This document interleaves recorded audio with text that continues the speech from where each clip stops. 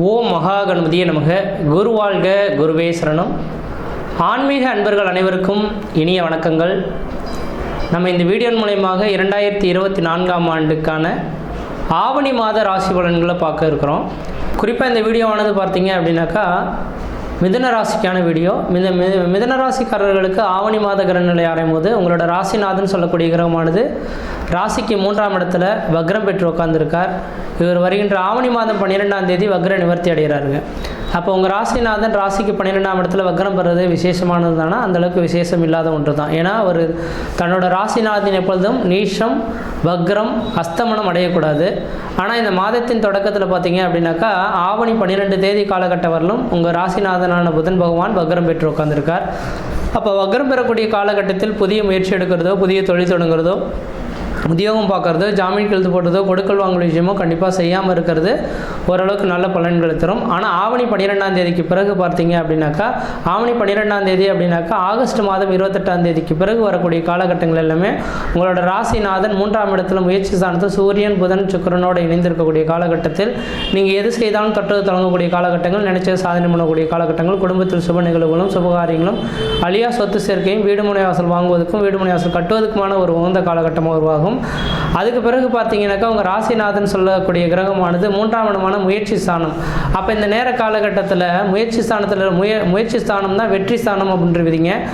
ஆவணி 12 தேதிக்கு பிறகு ஆகஸ்ட் 28ஆம் தேதி அன்று பார்த்தீங்கன்னாக்கா அதுக்கு பிறகு வரக்கூடிய காலகட்டங்கள் நீங்கள் எடுக்கக்கூடிய முயற்சிகள் எல்லாமே உங்களுக்கு சாதகமான சூழல்கள் ஏற்படுத்தும். தடைப்பட்ட காரியங்கள் எல்லாமே கண்குள்ளே நடக்கிறத பார்க்க முடியும்.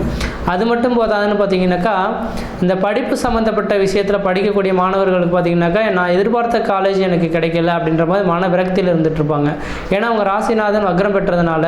ஆனால் இந்த வக்ரம் நீங்கிய பிறகு பார்த்தீங்கன்னாக்கா ஆவணி மாதம் 12ஆம் தேதிக்கு பிறகு, அதாவது ஆகஸ்ட் 28ஆம் தேதிக்கு பிறகு அந்த உங்கள் ராசிநாதன் வக்ரம் நீங்கிட்டாருனாக்கா நீங்கள் எதிர்பார்த்த ஒரு காலேஜில் நல்ல சீட் கிடைக்கிறதுக்கான வாய்ப்பு உண்டு.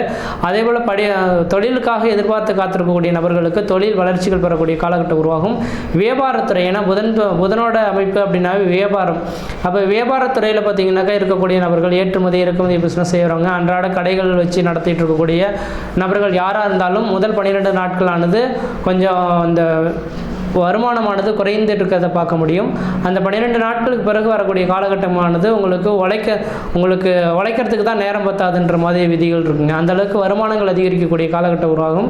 அதனால் முதல் 12 நாட்கள் மட்டும் கொஞ்சம் எச்சரிக்கையாக இருங்க. அதுக்கு பிறகு வரக்கூடிய காலகட்டங்கள் பார்த்தீங்கன்னாக்கா உங்கள் ராசிநாதனும் வலிமை பெற்று உட்காந்துருப்பார். 3ஆம் இடபதி முயற்சி ஸ்தானாதிபதி வலிமை பெற்று உட்காந்துருக்கக்கூடிய காலகட்டத்தில் உங்களோட தொழில் வளர்ச்சி, தொழில் மூலிமா லாபங்கள், பொருளாதார அபிவிருத்திகள், குடும்பத்தில் மேன்மை அடையக்கூடிய காலகட்டங்கள், வெகு நாட்கள் நடைபெறாத இருந்த குலதெய்வ வழிபாடுகள் செய்யக்கூடிய அமைப்புகளும், குடும்பத்துக்கு தேவையான ஆடம்பர தேவைகளை பூர்த்தி செய்யக்கூடிய அமைப்புகளும், வீட்டுக்கு தேவையான ஆடம்பர பொருட்களை வாங்கி குவிக்கக்கூடிய ஒரு யோகங்களும் உருவாகுன்றீங்க. அப்போ மிதுனராசி அன்பர்களுக்கு முதல் 12 நாட்களுக்கு பிறகு நீங்கள் எது செய்தாலும் தொட்டது தொடங்கும். சரி சார், முதல் 12 நாட்கள் வரலும் இந்த பிரச்சனைகள் இருந்துட்டு இருக்கே சார், இதுக்கு ஏதாவது தடைப்படுத்த முடியுமா?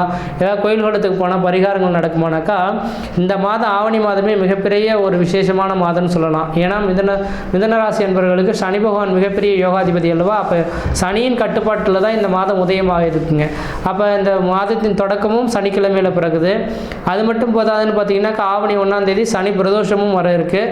ஆவணி 15ஆம் தேதியும் ஒரு சனி பிரதோஷம் வர இருக்குது. ஆவணி 22ஆம் தேதி விநாயகர் பெருமானுக்கு வந்த விநாயகர் சதுர்த்தியானது வர இருக்குது. இந்த 3 வழிபாடுகளை நீங்கள் மேற்கொண்டீங்கன்னாக்கா எந்த விதத்துலையும் உங்களுக்கு குறைகள் எதுவும் ஏற்படாது. பிரச்சனை நான் சொன்னேன் இல்லைங்களா, முதல் 12 நாட்கள் கவனமாக இருக்கணும், அது கூட தேவை கிடையாது. அப்போது மாதத்தின் தொடக்கத்திலே நீங்கள் என்ன செய்கிறீங்கனாக்கா உங்கள் பக்கத்தில் இருக்கக்கூடிய ஒரு சிவன் கோயிலுக்கு போயிட்டு ஒரு லிட்டர் பால், ஒரு முழம் முல்லைப்பூவும் வாங்கி கொடுத்து அர்ச்சனை பண்ணிட்டு வந்துட்டிங்கன்னா ஓரளவுக்கு நல்ல பலன்களை ஏற்படுத்தி கொடுக்கக்கூடிய அமைப்புகள் உருவாகுன்றீங்க. இந்த மாதத்தில் விநாயகர் சதுர்த்தி வரதுனால விநாயகருக்கு பார்த்தீங்கன்னாக்கா இந்த மாத காலகட்டத்தில் உங்களோட கோரிக்கைகள் நிறைவேறணும் அப்படின்ற மாதிரி வெகு நாட்களாக கோரிக்கைகள் இருக்கும் இல்லைங்களா?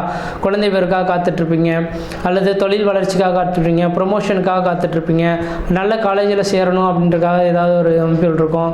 அப்போ வெகு நாட்களாக தடைபட்டு இருக்கக்கூடிய நிகழ்வுகளுக்கு எல்லாமே இந்த விநாயகர் சதுர்த்தி என்று மனமுருக பக்கத்தில் இருக்கக்கூடிய விநாயகர் கோயில் போயிட்டு வழிபாடு செய்துட்டு வருவதன் விளைவாக மிக விரைவான காலகட்டத்திலே பார்த்தீங்க அப்படின்னாக்கா உங்களுக்கு அந்த நீங்கள் நினைக்கக்கூடிய காரியங்கள் சாத்தியப்படக்கூடிய அமைப்புகள் உருவாகும். இது எதன் அடிப்படையில் ஆணித்தரமாக சொல்கிறேன் அப்படின்னாக்கா, சனி பகவான் வந்து யாருக்கும் கொடுக்க வேண்டிய விஷயங்களை தடைப்படுத்தி மட்டும் நிறுத்தப்பட்டாருங்க.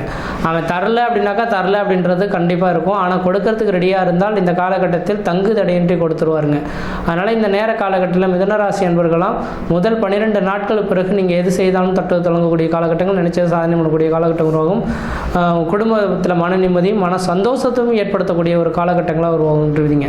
அதனால் எந்த அளவுக்கு இந்த மாத காலகட்டத்தை சரியாக பயன்படுத்திங்களோ அந்த அளவுக்கு வளர்ச்சிகள் பெறும். முயற்சி எடுத்து பாருங்கள், கண்டிப்பாக வெற்றி பெறுவீங்கள். நன்றி, வணக்கம்.